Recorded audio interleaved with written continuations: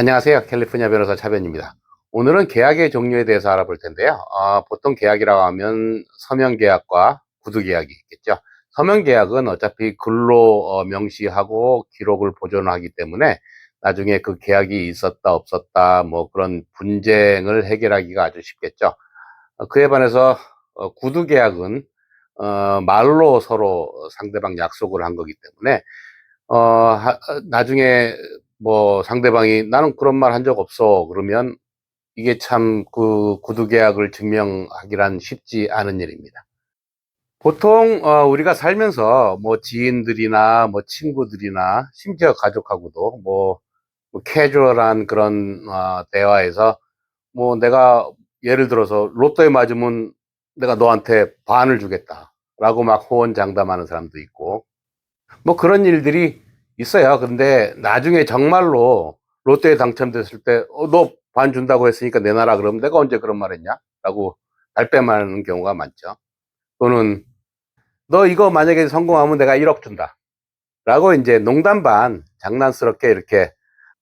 그런데 이것도 뭐 일종의 구두 계약이라고 생각하시면 돼요. 구두 계약도, 충분히 법률적인 그 구속력이 있는 건데, 단 문제는 이 구두 계약을 상대방이 난 그런 말을 한 적이 없다라고 딱 부정했을 때 이제 그 구두 계약의 존재나 그 디테일에 대한 어떤 컨디션 이런 것들을 증명해야 될 의무는 소송을 하는 사람이 있거든요.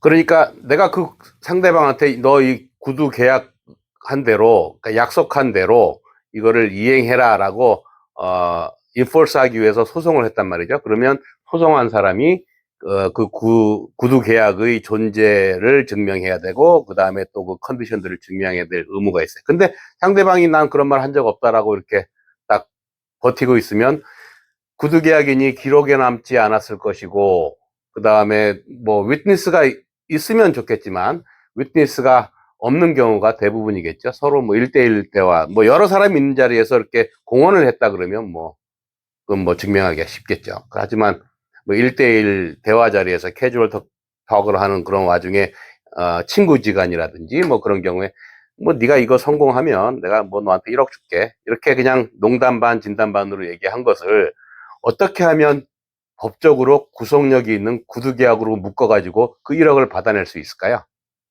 법적인 구속력과 효력을 가지기 위해서는 5가지 엘리멘트를 포함하고 있어야 돼요. 그 5가지 엘리멘트는 우선 offer, acceptance, consideration, legal capacity, and lawful purpose 이렇게 5가지가 있는데 뒤에 네 번째, 5번째 legal capacity, lawful purpose 이거는 뭐 당연한 거니까 말하자면 legal capacity는 큰 틀에서 보자면 미성년자와의 계약은 일단 효력이 없다. 그렇게 큰 틀에서 이해하시면 되고 나중에 시간이 되면 제가 그 이제 exception과 여러 가지 예외 조항들을 설명해 드리겠습니다만 그다음에 5번째로 lawful purpose라는 거는 불법적인 계약은 안 돼요. 예를 들어서 우리가 흔히 말하는 신체 포기각서 뭐 이런 거 불법적인 계약이에요. 그런 거 안 되고 그다음에 뭐 마약을 판매하기 위한 뭐 그런 계약서들 이런 건 다 불법적인 계약서라서 그런 것들은 이제 법적인 효력과 구속력이 없습니다. 그래서 법적인 효력과 구속력을 갖게 만드는 그 5가지 엘리멘트 중에 가장 중요한 3가지가 기본 틀이에요. 이거는 offer, acceptance, consideration이라 그러는데 offer라는 것은 우선 들어서 어떤 물건을 내가 이거를 100불에 팔겠소 100불에 사시오라고 제안을 했으면 이제 acceptance가 있어야 돼요. acceptance가 없으면 계약이 성립되지 않은 겁니다. acceptance라는 건 이제 그거를 승낙하는 거죠.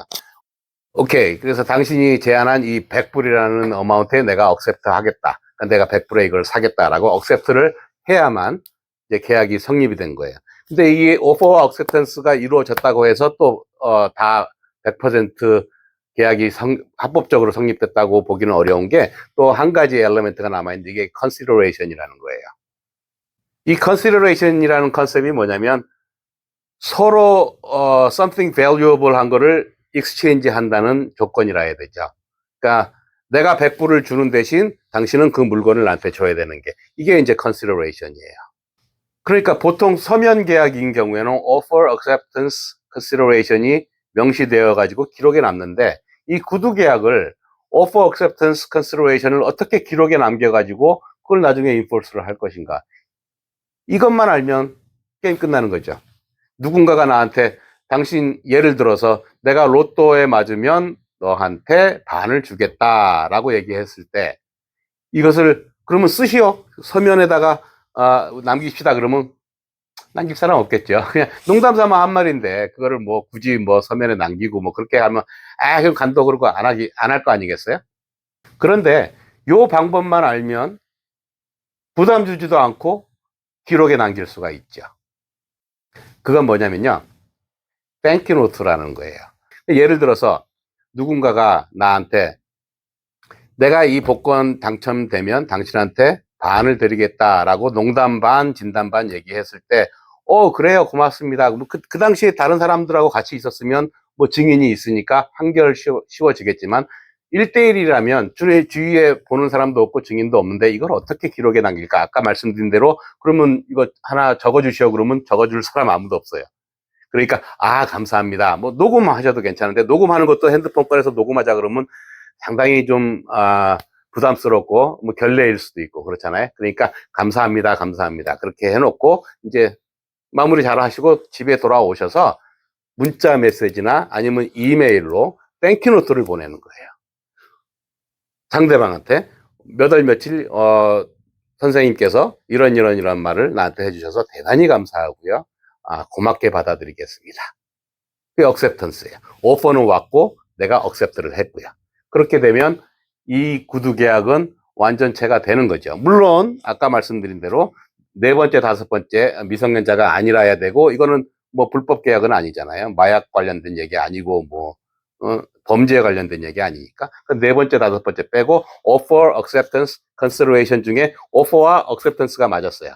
그러면 이제 consideration인데 consideration은 그 약속한 사람은 복권에 당첨이 되면 나한테 반을 주기로 약속을 했는데 나는 그 대가로 어떤 valuable한 거를 주는 상황일까요?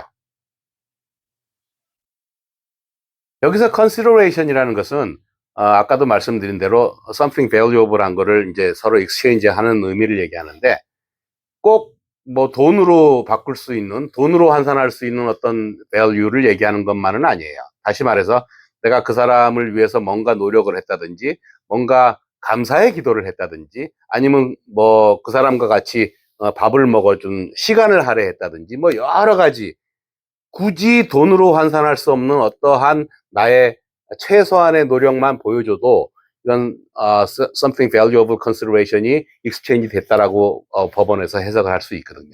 그러니까 뭐 내가 그 사람한테 복권이 당첨될 수 있도록 뭐 열심히 기도를 했다라는 게 나중에 consideration이 될 수도 있고 뭐 사실 내가 시간이 없었는데 그 사람하고 만나서 그 자리에서 뭐 식사를 하거나 술을 마셨거나 뭐 그래서 그 사람이 고마워서 나한테 반을 주기로 했다라든지 아니면 그 사람이 그 복권을 사러 가는데 물론 내가 돈을 보탰으면 그건 당연히 나한테 권리가 있는 거지만 돈을 보태진 않았지만 같이 따라가줬다든지 아니면 뭐 그 외에도 뭐 여러 가지 이유가 있겠죠. 이 모든 것들이 굳이 돈으로 환산할 수 있는 가치가 아니더라도 컨시더레이션은 가능합니다. 그러니까 지금 offer acceptance consideration을 증명할 수 있는 서면 계약으로 바뀌어 버린 거예요. 이메일로 보내고 텍스트 문자로 보낸 내 땡큐 노트 하나 때문에.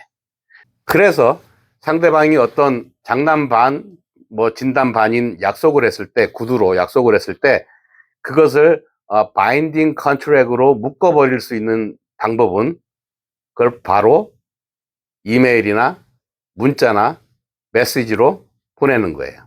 그래서 그거를 정확하게 어떤 내용인지를 상세하게 적어서 땡큐 너무 길게 적으면 또 그쪽에서 바로 나 이런 말 한 적 없는데 할 수 있잖아요. 그러니까 감사합니다. 복권 맞으면 저한테 반을 주시기로 하신 약속을 하셨는데 대단히 감사합니다. 뭐 이런 식으로 그렇게 해서 보내고 나면 구두 계약이 서면 계약으로 변하는 놀라운 현상이 벌어지는 것. 그러면 나중에 상대방은 나는 그런 말을 한 적이 없다라는 발뺌을 할 수가 없겠죠. 왜냐하면 내가 증거가 있고 내가 이메일 보낸 게 있고 텍스트 메시지 보낸 게 있잖아요. 그러니까 법원에서 거짓말을 하면 위증의 벌을 받을 수 있기 때문에 판사가 물어봐요.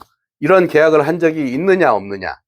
근데 no 한 적이 없습니다. 그러면 상대방이 분명히 그 텍스트 메시지와 아니면 이메일을 보여줄 거니까 거짓말일 수 있잖아요. 그 다음에 이제 내용들을 증명해 나가면 되는데 그 내용 땡큐노트에 다 증명이 되어 있잖아요.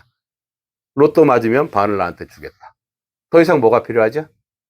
그렇기 때문에 함부로 뭐 장난 반 농담 반 당신한테 내가 뭐 로또 맞으면 반을 주겠다 그런 말을 하시면 안 되고요. 뭐 예를 들어서 당신이 이 프로젝트에 성공하면 내가 10억을 주겠다. 뭐 성공 못할 거 뻔히 알고 이제 그런 말을 하는 거겠죠. 하지만 만약에 성공하면 어떻게 해요? 그럼 10억을 줘야 돼요. 근데 그때 가서 농담이었잖아. 농담이었는데 그걸 진담으로 받아들였네.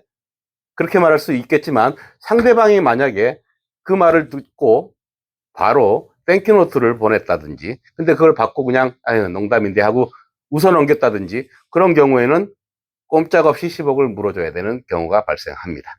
오늘도 끝까지 시청해 주셔서 감사드리고요. 구독, 좋아요, 기분 좋은 댓글 많이 달아주시면 다음 영상 제작하는데 많은 도움이 되겠습니다. 감사합니다.